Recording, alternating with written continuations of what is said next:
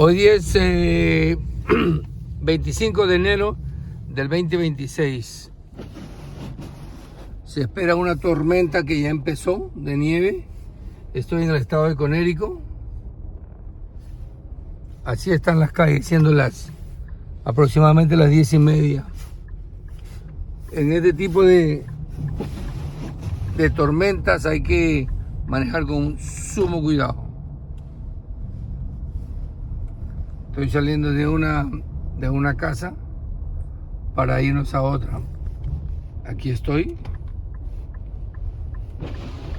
Nunca pensé volver a vivir esta época de invierno.